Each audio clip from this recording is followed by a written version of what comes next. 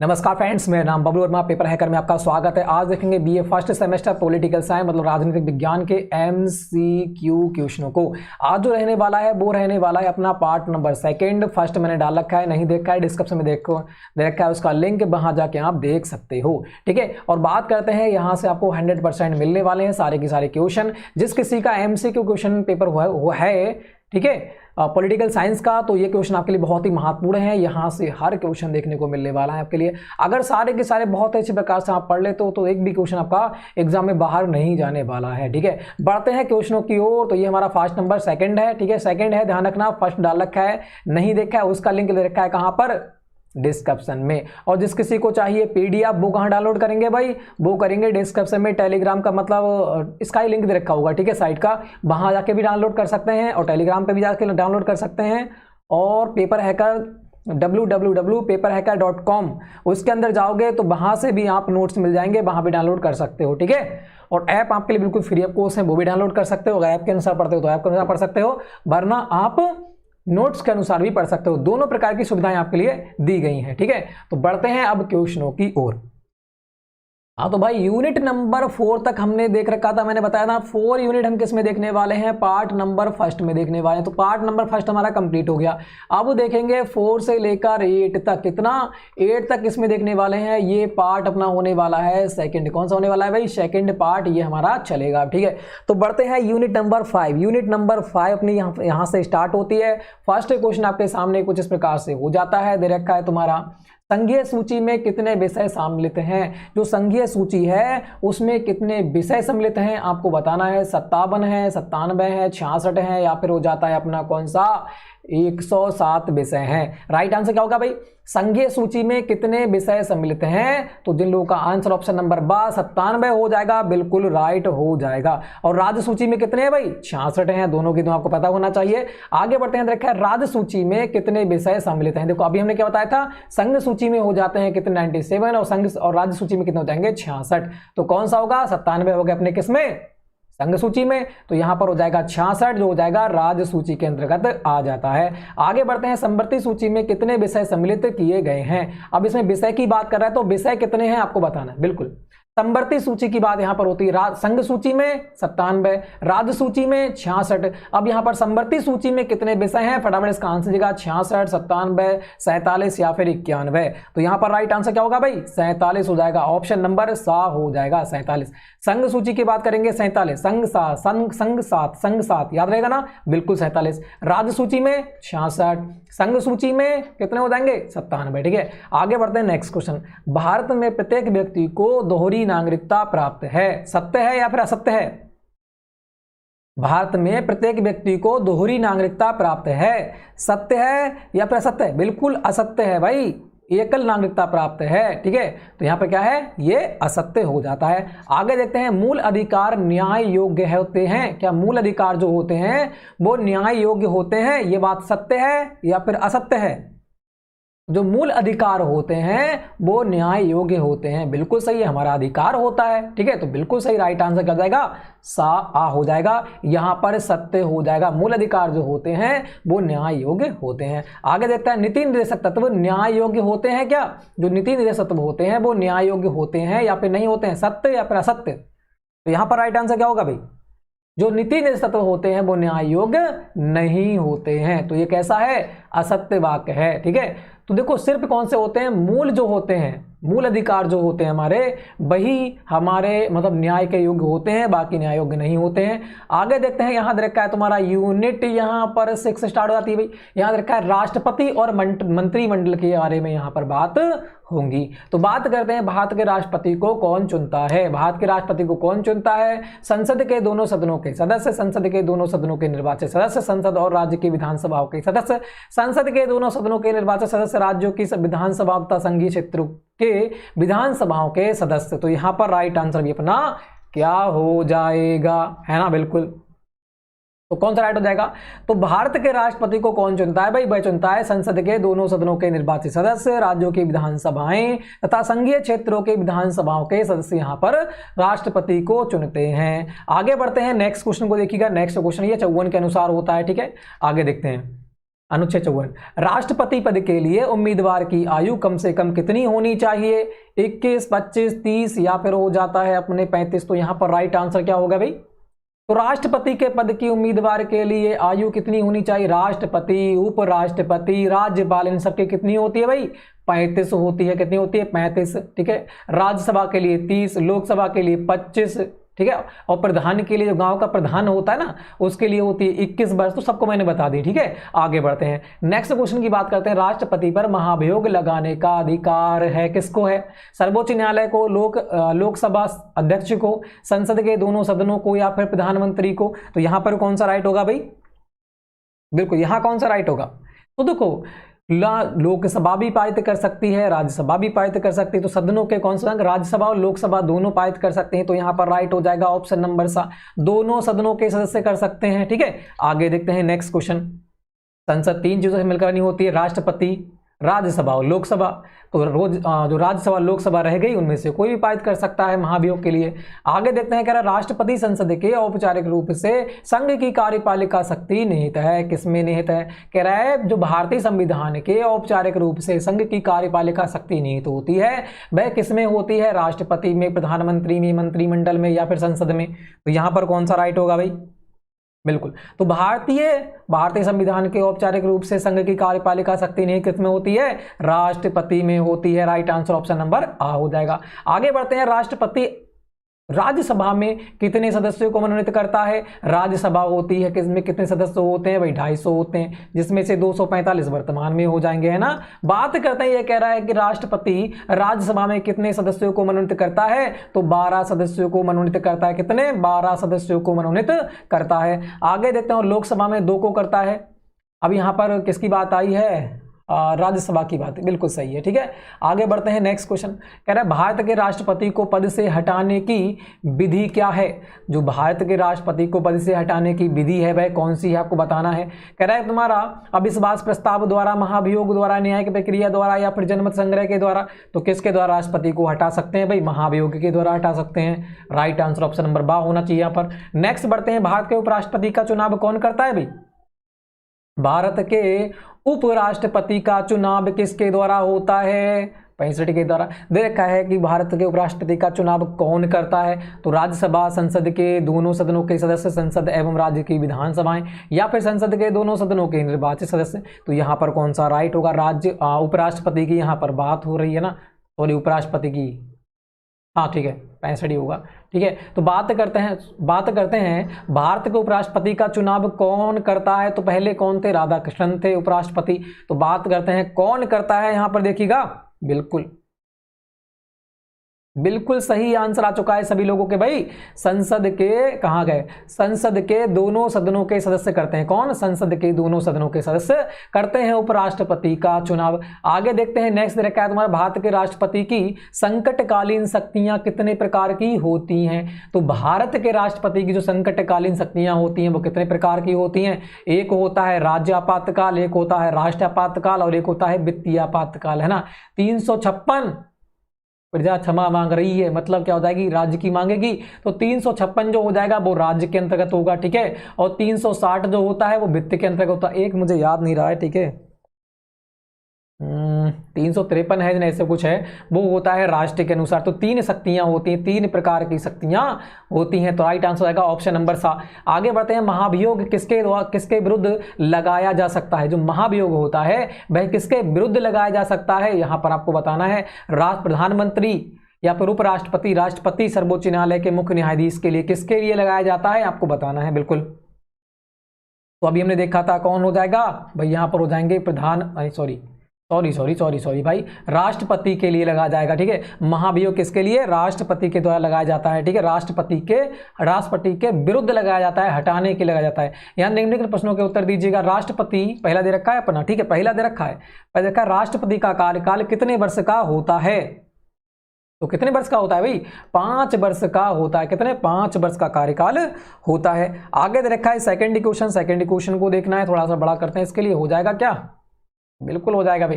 कह रहा है देश में आपातकाल की घोषणा कौन करता है, तो आपातकाल की घोषणा कौन करेगा, कितने प्रकार से, 3 प्रकार से, राज्य, संघ और वित्तीय। तो यहां पर कौन सा जाएगा, राष्ट्रपति करता है। आगे बढ़ते हैं, भारतीय सुरक्षा सेनाओं का मुख्य सेनापति कौन होता है, जो भारतीय सुरक्षा सेनाओं का मुख्य सेनापति कौन होता है भाई, ये भी अपना राष्ट्रपति ही होता है। आगे देखिएगा, यहां रखा है मंत्रिमंडल का कार्यकाल कितने वर्ष का होता है, जो मंत्रिमंडल का कार्यकाल होता है वह कितने वर्ष का होता है, ये भी 5 वर्ष का होता है। ठीक है, सिर्फ 2, एक होता है विधान परिषद और एक होता है राज्यसभा, इन 2 का कार्य बस 6 वर्ष का होता है, बाकी सबका कितने वर्ष का, 5 वर्ष का होता है। ठीक है, तो बात करते हैं मंत्रिपरिषद में किस श्रेणी के मंत्री होते हैं, मंत्री परिषद में किस श्रेणी के मंत्री होते हैं, यहां पर आपको बताना था। तो किस प्रकार के होते हैं, कैबिनेट स्तर के होते हैं, किसके, कैबिनेट स्तर के भाई साहब होते हैं। ठीक है, आगे बढ़ते हैं, नेक्स्ट क्वेश्चन अपना कह रहा है, नेक्स्ट क्वेश्चन को देखिएगा, थोड़ा सा मुझे कुछ गड़बड़ लग रहा है, बिल्कुल सही गड़बड़ लगा था, सही कर दिया। ठीक है,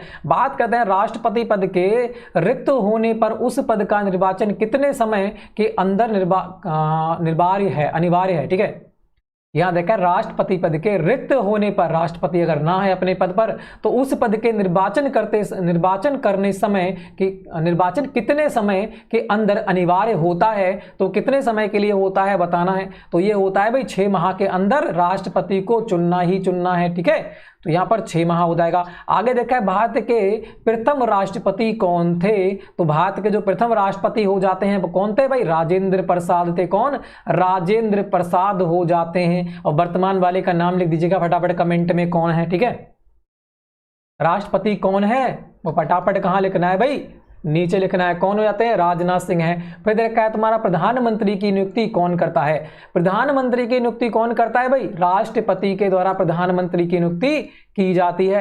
आगे देखते हैं प्रधानमंत्री किसके प्रति उत्तरदायी होता है, जो प्रधानमंत्री होता है वो किसके प्रति उत्तरदायी होता है, जो प्रधानमंत्री होता है वो लोकसभा के प्रति उत्तरदायी होता है। अब कहोगे राज्यसभा के प्रति उत्तरदायी कौन होता है, तो राज्यसभा के अंतर्गत उपराष्ट्रपति चुना जाता है। कौन, उपराष्ट्रपति चुना जाता है, इसीलिए ये इसके अंतर्गत आता है। बात करते हैं मुख्य चुनाव आयुक्त की नियुक्ति कौन करता है, तो मुख्य चुनाव आयुक्त की नियुक्ति कौन करता है भाई, राष्ट्रपति के द्वारा की जाती है। ठीक है, आगे देखिएगा नेक्स्ट क्वेश्चन तुम्हारा रखा है कि राजनीतिक भवन की आधारशिला किसे कहा जाता है, जो राजनीतिक भवन है उसकी आधारशिला किसे कहा जाता है, तो वह कहा जाता है मंत्री परिषद को। किसको, मंत्री परिषद को भाई कहा जाता है। राजनीतिक भवन की आधारशिला किसे कहा जाता है, मंत्री परिषद को कहा जाता है। आगे बढ़ते हैं, राष्ट्रपति राज्यसभा में कितने सदस्यों को मनोनीत करता है, जो राष्ट्रपति होता है वो राज्यसभा में कितने सदस्यों को मनोनीत करता है भाई, तो वह करता है, भी हमने देखा था, राज्यसभा में करता है कितने, 12 सदस्यों को,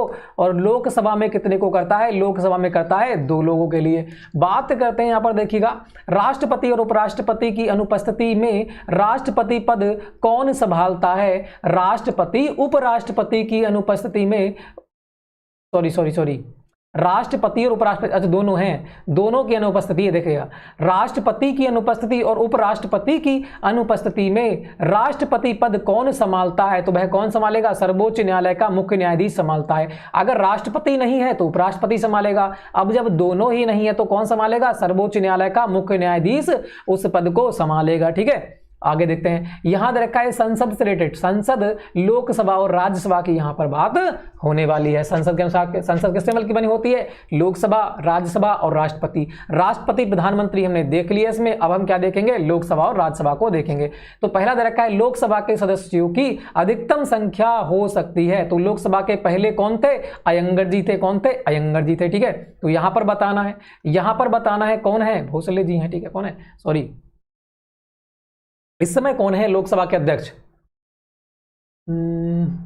लोकसभा का अध्यक्ष मेरे को भी याद नहीं है, नाम तो याद था मगर अभी याद नहीं आ रहा है। ठीक है, कोई बात नहीं, अभी याद नहीं आ रहा है, अरे यार कोई बात नहीं, ठीक है फिर देख लेंगे। आप कमेंट बॉक्स में से लिख दीजिएगा, ठीक है, जो कि आपके लिए भी याद हो जाए, सर्च मार लेना। लोकसभा के सदस्यों की अधिकतम संख्या कितनी होती है, अधिकतम की बात कर रहा है तो वो कितनी होती है भाई, ऑप्शन नंबर बा हो जाएगा, 552 होती है। वैसे कितनी वर्तमान में, 545 है। आगे बात करते हैं, ये सही है ना, 2022 के अनुसार लोकसभा की, हाँ अधिकतम तो इतनी ही है। ठीक है, अधिकतम कितनी है, इतनी ही है। अच्छा देख लेंगे, ठीक है देख लेंगे, इसका कुछ मुझे कंफर्म नहीं है। चलो राइट आंसर यही लगा देना। ठीक है, आगे बढ़ते हैं। आगे बढ़ते हैं, यही होगा। अगर जो भी लद्दाख और वो अलग अलग हुए हैं तो उसमें कुछ प्रॉब्लम हो सकती है, ठीक है भाई, इसके बारे में कुछ कंफर्म नहीं मुझे, चलो देख लेते हैं। इसके बारे में नया अपडेट देख लेना, ठीक है, कि लोकसभा के सदस्यों की अधिकतम संख्या कितनी होती है। अधिकतम तो 552 ही होगी, ठीक है, और जो होंगे उसकी अलग होगी। तो बात करते हैं वर्तमान तो अलग होगी क्योंकि ये तो पुरानी तो ही होगी, ठीक है। तो बात करते हैं लोकसभा की सदस्यता के लिए न्यूनतम निर्धारित आयु कितनी है। तो हमने कितनी देखी थी लोकसभा के लिए भाई, 25 वर्ष देखी थी। राज्यसभा के लिए 30 वर्ष देखी थी, और ग्राम सेवक के लिए 21 वर्ष देखी थी, है ना। जो ग्राम प्रधान होते हैं इनके लिए 21 वर्ष हो जाती है, और शादी के लिए भी 21 वर्ष, ठीक है। तो बात करते हैं यहाँ पर जो 35 वर्ष है उपराष्ट्रपति, राष्ट्रपति, है ना, और अपने कौन, राज्यपाल जी की हो जाती है 31 वर्ष। तो इन सबके हमने देख ली। आगे बढ़ते हैं, लोकसभा के लिए मतदान की न्यूनतम आयु कितनी है। तो लोकसभा के मतदान के लिए न्यूनतम आयु कितनी हो जाएगी भाई, 25 वर्ष हो जाएगी ना। लोकसभा की सदस्यता के लिए न्यूनतम आयु कितनी है, 25, तो ये भी कितनी हो जाएगी, 25 वर्ष हो जाएगी। आगे बढ़ते हैं, राज्यसभा की सदस्यता के लिए न्यूनतम आयु निर्धारित की गई है। कितनी की गई है भाई, अभी हमने देखी थी, लोकसभा की 25 वर्ष होती है और राज्यसभा की कितनी होती है, 30 वर्ष होती है। आगे देखते हैं, संघीय कार्यपालिका किसके प्रति उत्तरदायी होती है। जो संघीय कार्यपालिका होती है वह किसके प्रति उत्तरदायी होती है, ये आपको देखना है। प्रधानमंत्री के प्रति, राष्ट्रपति के प्रति, लोकसभा के प्रति, संसद के दोनों सदनों के प्रति। तो यहां पर कौन सा बिल्कुल राइट आंसर भी अपना रह जाएगा, ठीक है, बताइएगा भाई। बिल्कुल सही।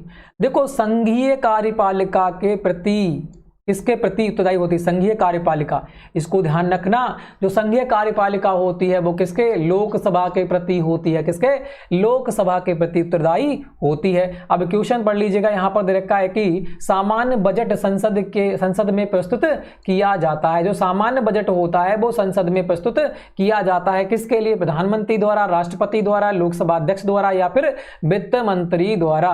जो सामान्य बजट होता है वो संसद में प्रस्तुत किया जाता है। किसके द्वारा प्रस्तुत किया जाता है, यहां पर आपको बताना था भाई। अब जो सामान्य बजट होगा वो कौन प्रस्तुत करेगा, संसद में आपने देखा होगा कौन प्रस्तुत करता है भाई, फरवरी में वो करते हैं वित्त मंत्री। कौन है इस समय, वो आपको कमेंट बॉक्स में लिख देना है ना। आगे देखते हैं,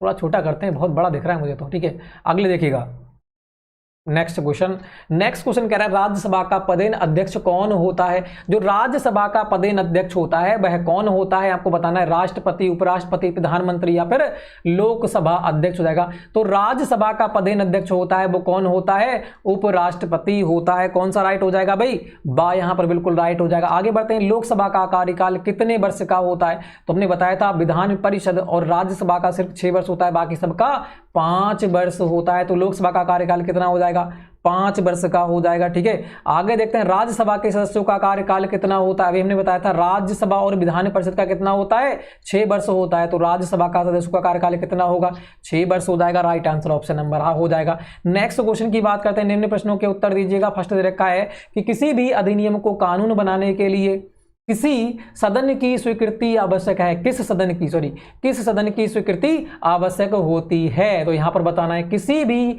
अधिनियम को कानून बनाने के लिए किस सदन की स्वीकृति आवश्यक होती है। तो भाई दोनों सदनों तथा राष्ट्रपति की जो सहमति होती है वह आवश्यक होती है। लोकसभा और राज्यसभा और राष्ट्रपति के द्वारा संसद से कानून क्या होता है, पास होता है। तो इनकी सबकी स्वीकृति बहुत इंपॉर्टेंट होती है। बात करते हैं यहां पर, विधेयक संसद के किस सदन में प्रस्तुत होते हैं। जो विधेयक होते हैं वो संसद के किस सदन में प्रस्तुत होते हैं। सबसे पहले किसके द्वारा, तो विधेयक संसद के किसी भी सदन में प्रस्तुत हो सकता है। तो विधेयक को किसी भी सदन में, चाहे राज्यसभा में दे दो चाहे लोकसभा में दे दो, किसी भी सदन में हम दे सकते हैं विधेयक। बात करते हैं यहाँ पर कि धन विधेयक किस सदन में प्रस्तुत होते हैं। जो धन विधेयक होते हैं वो किस सदन में प्रस्तुत होते हैं। तो धन विधेयक जो होते हैं केवल लोकसभा में होते हैं। किसमें, केवल लोकसभा में प्रस्तुत होते हैं धन विधेयक। वेरी इंपॉर्टेंट क्वेश्चन है भाई कि धन विधेयक जो होते हैं वो किस सदन में प्रस्तुत होते हैं। तो केवल लोकसभा में प्रस्तुत किए जाते हैं। आगे देखते हैं, राज्यसभा के सदस्यों की अधिकतम संख्या कितनी होती है। तो मैंने बताया था 250 होती है। कितनी, 250 होती है। आगे बढ़ते हैं, देखा है राज्यपाल का पदेन सभापति कौन होता है, जो राज्यसभा होती है उसका पदेन सभापति कौन होता है, तो उससे पहले देखा था कि भारत का कौन होगा भाई, उपराष्ट्रपति हो जाएगा, है ना। पहले कौन थे, राधाकृष्णन थे।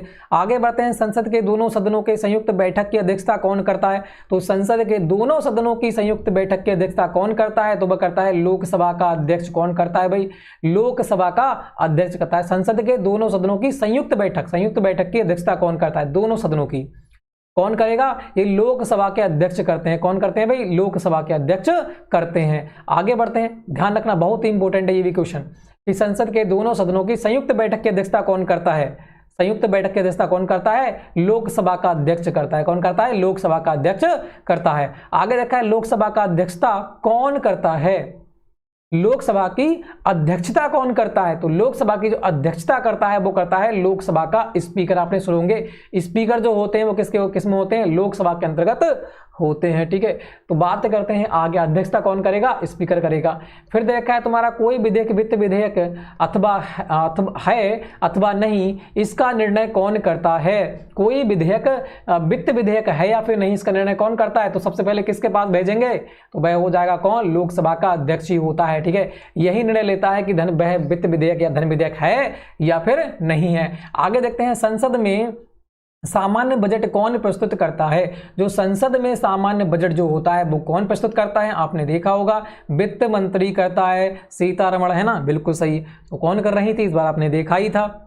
आगे देखते हैं, यहां दे रखा है तुम्हारा थर्ड, राज्य सरकार एवं विधानसभा की बात हो रही, राज्य सरकार एवं विधानसभा की यहां पर बात होगी। तो फर्स्ट क्वेश्चन रखा है, राज्यपाल की नियुक्ति कौन करता है, तो राज्यपाल की नियुक्ति उम्र कितनी होती है, 5 वर्ष के लिए, और उम्र वैसे कितनी होती है, 35 वर्ष जैसे होती है अपने राष्ट्रपति उपराष्ट्रपति की।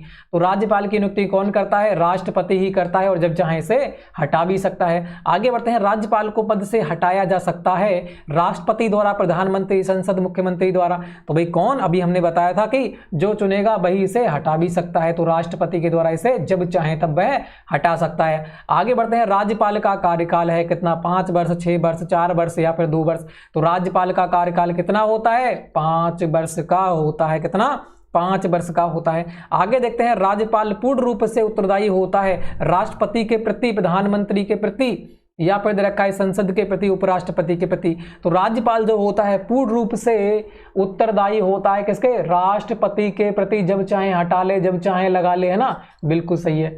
तो ये राष्ट्रपति के प्रति उत्तरदायी होता है। आगे देखते हैं, 5 राज्यपाल द्वारा जारी किए अध्यादेश को बाद में किसकी स्वीकृति की आवश्यकता होती है, राज्यपाल द्वारा जारी किए अध्यादेश को बाद में किसकी स्वीकृति की आवश्यकता होती है, प्रधानमंत्री, संसद, याद रखा है विधानमंडल, उच्च न्यायालय की। तो यहां पर कौन सा राइट हो जाएगा, बिल्कुल सही है। तो किसका हो जाएगा, राज्यपाल द्वारा जारी किए गए अध्यादेशों को बाद में किसकी स्वीकृति की आवश्यकता होती है, तो विधानमंडल की होती है। किसके, विधानमंडल की स्वीकृति की आवश्यकता होती है। आगे देखते हैं, संघ सूची में कितने विषय हैं, आपको बताना है संघ सूची में कितने विषय हैं। तो अभी हमने देखा था कितने हैं भाई, 97 विषय हो जाएंगे। कितने, 97 विषय हो जाएंगे, इससे पहले हमने देख रखा है। बात करते हैं संविधान के अंतर्गत राज्य सूची में विषय हैं। अब राज्य सूची के अंतर्गत आ गए, तो राज्य सूची में कितने होते हैं, 66 विषय होते हैं। और अपना जो हो जाता है, और संवर्ती सूची में कितने होते हैं, 47 विषय हैं, ठीक है। इन सबको याद रखना है। आगे देखते हैं, संवर्ती सूची में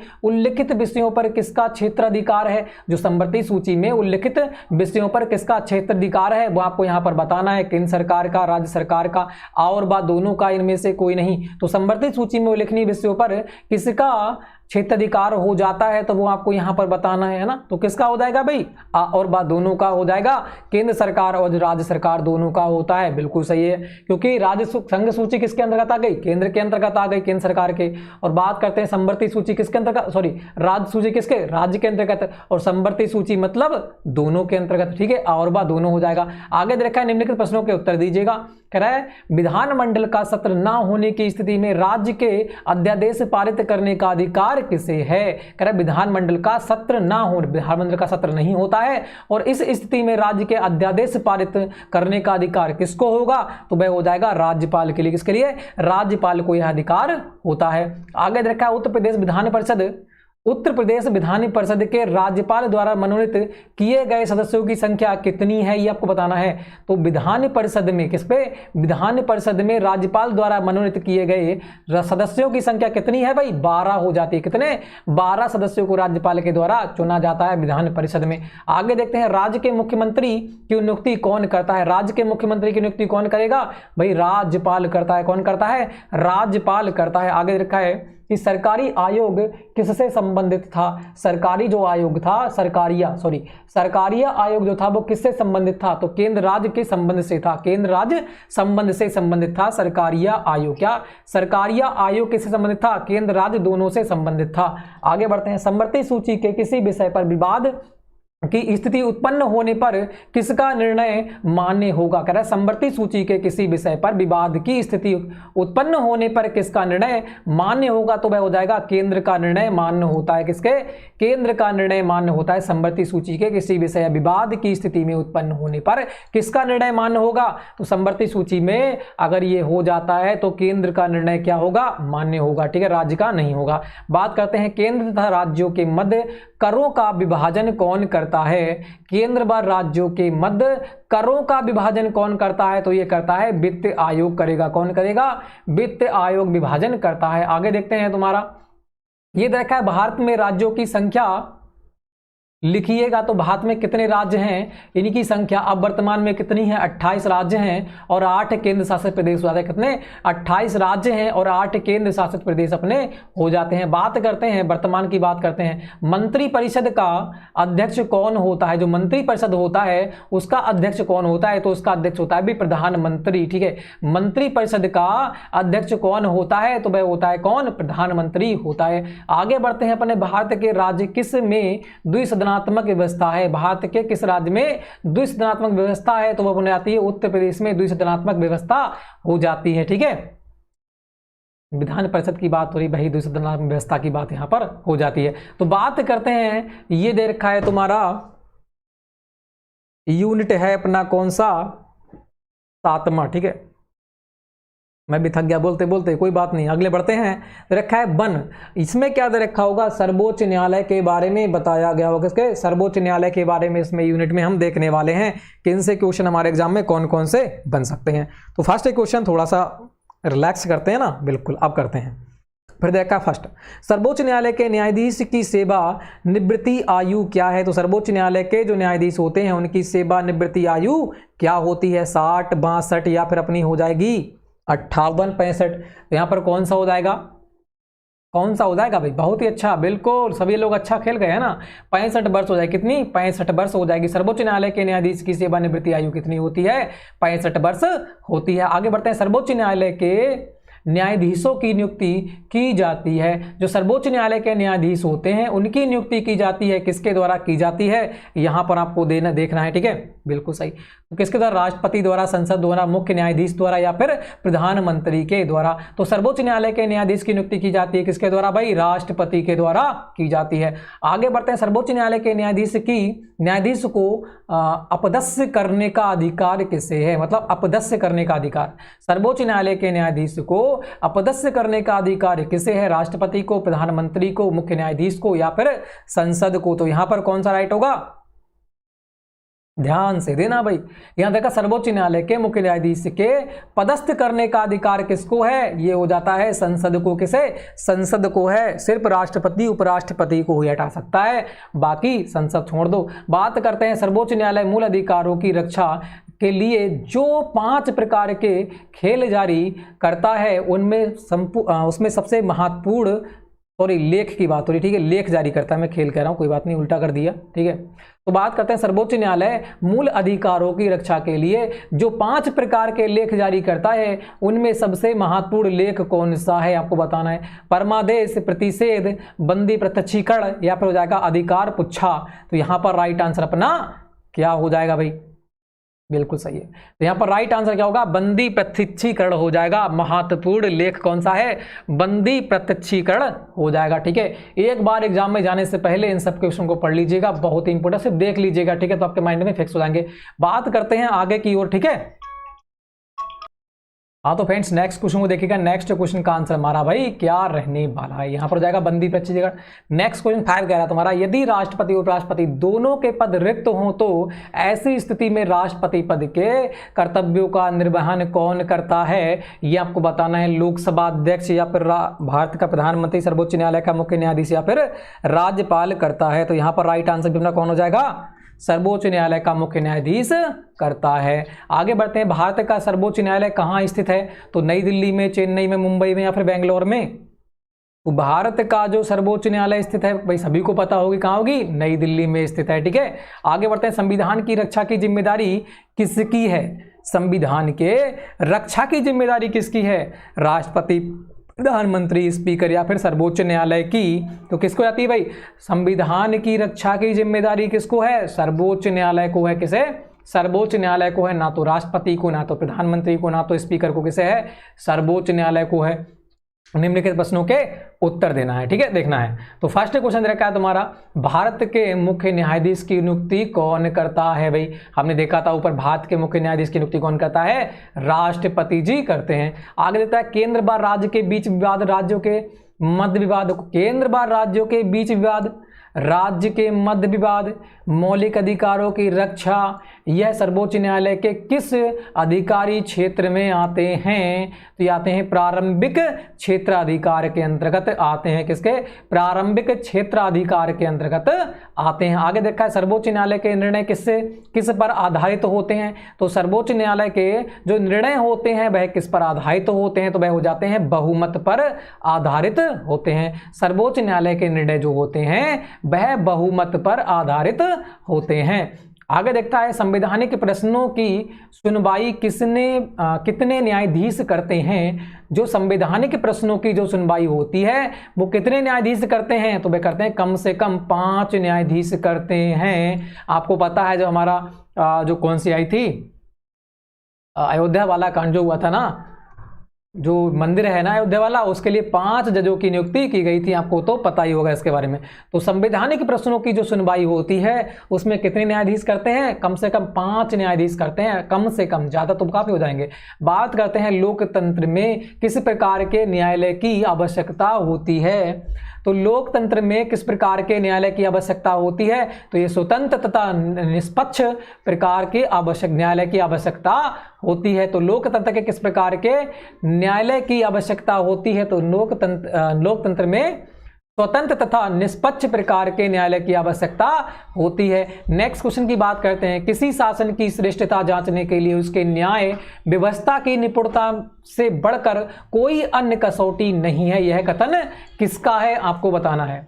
तो किसी शासन की श्रेष्ठता जांचने के लिए उसकी न्याय व्यवस्था की गुणवत्ता से बढ़कर कोई न्याय कसौटी, कोई अन्य कसौटी नहीं है, यह कथन किसका हो जाएगा, लॉर्ड ब्राइस का हो जाएगा। किसका, लॉर्ड ब्राइस जी का हो जाता है। ठीक है, नेक्स्ट क्वेश्चन की बात करते हैं, यदि न्याय का दीप अंधेरे से में बुझ जाए तो वह अंधेरा कितना होगा, वह अंधेरा कितना होगा, ये कैसा रखा है, यदि न्यायालय का दीप अंधेरे में बुझ जाए तो वह अंधेरा कितना होगा, इसकी कल्पना नहीं की जा सकती, यह कथन किसका है। अच्छा पूरा पढ़िएगा, यदि न्यायालय का दीप अंधेरे में डूब जाए तो वह अंधेरा कितना होगा, इसकी कल्पना नहीं की जा सकती, यह कथन किसका है, तो ये भी कथन किसका है, लॉर्ड ब्राइस का है। किसका, लॉर्ड ब्राइस का हो जाता है। आगे देखते हैं, भारत के सर्वोच्च न्यायालय के मुख्य न्यायाधीश के अतिरिक्त किसी अन्य न्यायाधीश हो सकते हैं, कितने अन्य न्यायाधीश और हो सकते हैं, मुख्य सर्वोच्च न्यायालय के मुख्य न्यायाधीश के अतिरिक्त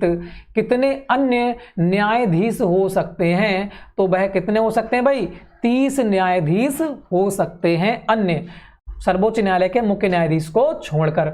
नेक्स्ट क्वेश्चन की बात करते हैं, नेक्स्ट रखा है तुम्हारा, तदर्थ न्यायाधीशों की नियुक्ति कौन करता है, जो तदर्थ न्यायाधीश होते हैं उनकी नियुक्ति कौन करता है, राष्ट्रपति के द्वारा की जाती है। आगे बढ़ते हैं, तदर्थ न्यायाधीश किस न्यायालय में नियुक्त किए जाते हैं, जो तदर्थ न्यायाधीश होते हैं उन्हें किस न्यायालय में नियुक्त किया जाता है, तो सर्वोच्च न्यायालय में नियुक्त किया जाता है। ठीक है, आगे देखिएगा, उच्च न्यायालय के यहाँ पर हम बात करने वाले हैं, किसकी, उच्च न्यायालय की बात करने वाले हैं। तो फर्स्ट क्वेश्चन रखा है कि वास्तविकता में राज्य का कार्यपालिका अध्यक्ष है। तो वास्तविकता में जो राज्य की कार्यपालिका अध्यक्ष होता है वह कौन होता है? तो वह होता है मुख्यमंत्री, राष्ट्रपति, राज्यपाल या फिर प्रधानमंत्री। तो यहां पर कौन हो जाएंगे भाई? यहां पर होते हैं मुख्यमंत्री। कौन हो जाएंगे? मुख्यमंत्री हो जाएंगे। तो वास्तविकता में राज्य की कार्यपालिका की बात हो रही है तो होंगे कौन होंगे भाई? मुख्यमंत्री होंगे। आगे बढ़ते हैं। राज्य कार्यपालिका का नाम मात्र का अध्यक्ष है। राज्य के कार्यपालिका का नाम मात्र का अध्यक्ष कौन होता है भाई? मुख्यमंत्री, राष्ट्रपति, राज्यपाल या फिर प्रधानमंत्री। तो वह कौन होगा? राज्यपाल हो जाएगा। सिर्फ कार्य मात्र का, नाम मात्र का होता है, ठीक है, कौन? राज्यपाल। आगे देखते हैं। बिना विधानमंडल का सदस्य हुए कोई व्यक्ति अपनी नियुक्ति के पश्चात अधिकतम कितने समय तक मंत्री परिषद में रह सकता है? बिना विधानमंडल का सदस्य हुए कोई व्यक्ति अपनी नियुक्ति के पश्चात अधिकतम कितने समय तक मंत्री परिषद में रह सकता है? 4 माह, 6 माह, 9 माह या फिर 3 माह। तो यहां पर कौन सा राइट हो जाएगा भाई? 6 माह तक रह सकता है। एक बार फिर देखिएगा। बिना विधानमंडल का सदस्य हुए कोई व्यक्ति अपनी नियुक्ति के पश्चात अधिकतम कितने समय तक मंत्री परिषद में रह सकता है? तो 6 माह तक रह सकता है, वरना 6 महीने के अंदर किसी ना किसी का उसे सदस्य बनना पड़ेगा। आगे देखते हैं। यहां देखा है उच्च न्यायालय में मुख्य न्यायाधीश तथा अन्य न्यायाधीशों की नियुक्ति कौन करता है? तो उच्च न्यायालय में मुख्य न्यायाधीश व अन्य न्यायाधीशों की नियुक्ति कौन करता है? राष्ट्रपति, सर्वोच्च न्यायालय का न्यायाधीश, मुख्यमंत्री या फिर राज्यपाल। तो यहां पर कौन हो जाएंगे भाई? राष्ट्रपति के द्वारा की जाती है। आगे बढ़ते हैं। उच्च न्यायालय के न्यायाधीश की सेवानिवृत्ति की आयु क्या है? जो उच्च न्यायालय होता है उसके न्यायाधीश की जो सेवानिवृत्ति की आयु होती है वह होती है 62 वर्ष होती है। और सर्वोच्च न्यायालय के मुख्य न्यायाधीश की कितनी होती है? 65 होती है। तो इनकी याद कर लेना बस कि उच्च न्यायालय के न्यायाधीश जो होते हैं, उच्च न्यायालय के मुख्य नहीं, सिर्फ न्यायाधीश, उच्च न्यायालय के जो न्यायाधीश होते हैं उनकी सेवानिवृत्ति की आयु होती है 62 वर्ष होती है। ध्यान रखना, वेरी इंपॉर्टेंट क्वेश्चन, लोग कंफ्यूज यही होते हैं, बाकी सब में 65 चल जाएगा मगर यहां 65 नहीं चलने वाला है। आगे बढ़ते हैं। उच्च न्यायालय के न्यायाधीश को हटाया जा सकता है किसके द्वारा? उच्च न्यायालय के न्यायाधीश को हटाया जा सकता है मुख्य न्यायाधीश द्वारा, संसद के दोनों सदनों द्वारा, राज्यपाल द्वारा या फिर राज्य के मुख्यमंत्री के द्वारा। तो यहां पर कौन सा हो जाएगा? बिल्कुल राइट आंसर अपना, तो बिल्कुल सही। तो किसका गया? उच्च न्यायालय के न्यायाधीश को हटाया जा सकता है किसके द्वारा? संसद के दोनों सदनों के द्वारा हटाया जा सकता है। नेक्स्ट क्वेश्चन की बात करते हैं। नेक्स्ट क्वेश्चन को देखिएगा। यहां देखा है उच्च न्यायालयों के वेतन तथा भत्ते किस प्रकार भारित हैं? तो उच्च न्यायालय के जो वेतन तथा भत्ते किस प्रकार से भारित होते हैं यहां पर देखना है। तो पहला देखा है सर्वोच्च न्यायालय पर, राज्य सरकार पर या फिर राज्य के सचित निधि पर या हो जाएगा तुम्हारा राष्ट्रपति पर। तो उच्च न्यायालय के वेतन तथा भत्ते किस पर आधारित होते हैं भाई? तो वह होते हैं राज्य के संचित निधि पर। किसके?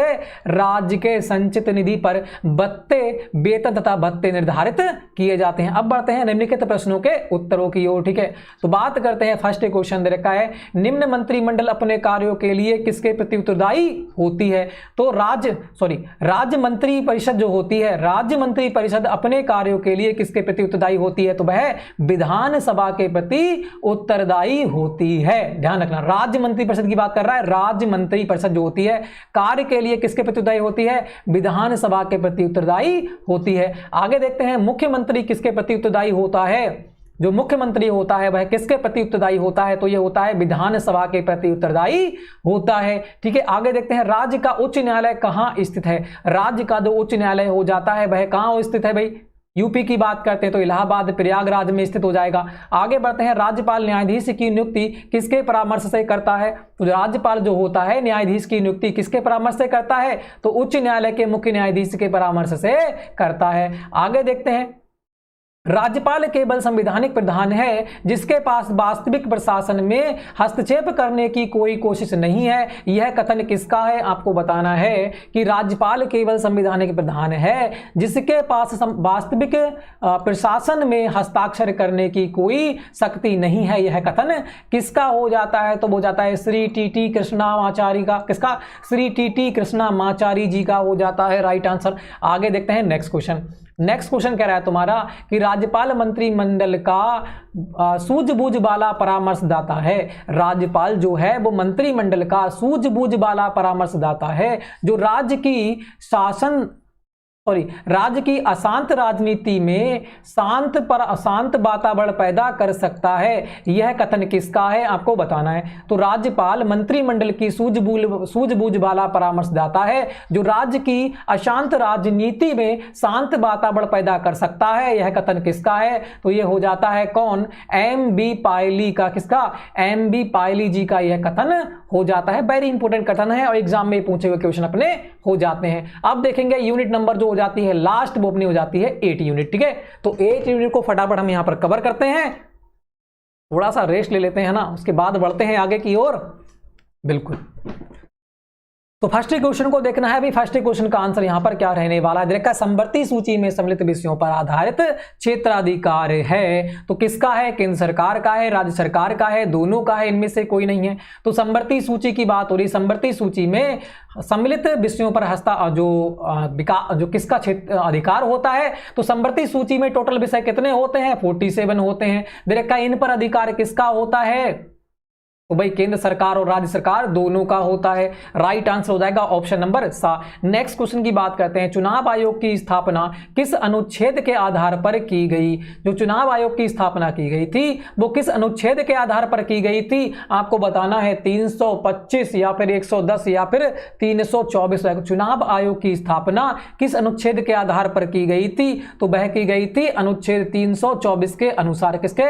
अनुच्छेद 324 के अनुसार की गई थी चुनाव आयोग की स्थापना। आगे बढ़ते हैं। राजनीतिक दलों को मान्यता प्रदान करते हैं। जो राजनीतिक दल होते हैं उन्हें मान्यता प्रदान कौन करते हैं? राष्ट्रपति, प्रधानमंत्री, चुनाव आयोग या फिर न्यायालय। तो यहां पर कौन सा बिल्कुल राइट हो जाएगा?